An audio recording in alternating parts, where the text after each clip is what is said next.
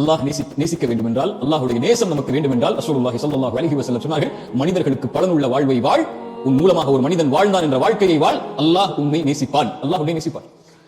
மரணமாகும் போது, மரண தருவாய் நெருங்கும் போது, கண்களை மூடும் போது, என்ன வாழ்க்கை வாழ்ந்தோம் என்று திரும்பி பார்க்கும் போது, கோடிகளை சேர்த்து குடும்பத்தை ஒரு பெரிய அரண்மனையில் வாழ வைத்து, சொகுசாக கார் பங்களா என்று வாழ வைத்து, குடும்பத்திற்கு சொத்துக்களை பரம்பரையாக சேர்த்து செல்கிறோம் என்ற திருப்தியா?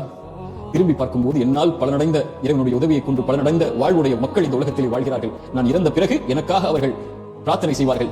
நான் சென்றால் என் இடம் நிரப்பப்பட முடியாத இடமாக மனித இனத்திலே இருந்து இருக்க வேண்டும் என்ற பலனுள்ள வாழ்வோடு மரணிப்பது மரணமா? என்னால் ஒருவன் வாழ்ந்தான் என்ற வாழ்க்கையை சுமந்து மரணிப்பதுதான் அல்லாஹ் விரும்பக்கூடிய மரணம். என் குடும்பம், என் குழந்தை, என் சந்ததிகள், என்னை சார்ந்தவர்கள் மட்டும் நன்றாக இருந்தால் போதும் என்று வாழக்கூடிய வாழ்க்கை இல்லை. அது ஒரு முஸ்லிமாக வாழ்க்கையாக, ஒரு முஸ்லிமுடைய வாழ்க்கையாக இருப்பதை அல்லாஹ் விரும்ப மாட்டான். அல்லாஹ்வுடைய நேசம் வேண்டும் என்றால், அல்லாஹ் நம்மை நேசிக்க வேண்டும் என்றால், நம்மை சார்ந்திருக்கக்கூடிய இந்த மனித இனத்திற்கு பொதுவாக எல்லோருக்கும் பலனுள்ள வாழ்வை வாழ்ந்தால்தான் அல்லாஹ் நேசிப்பான். அல்லாஹ் அப்படிப்பட்ட வாழ்வை எனக்கும் உங்களுக்கும் தரட்டும். அஸ்ஸலாமு அலைக்கும் வரஹ்மத்துல்லாஹி வபரகாத்துஹு.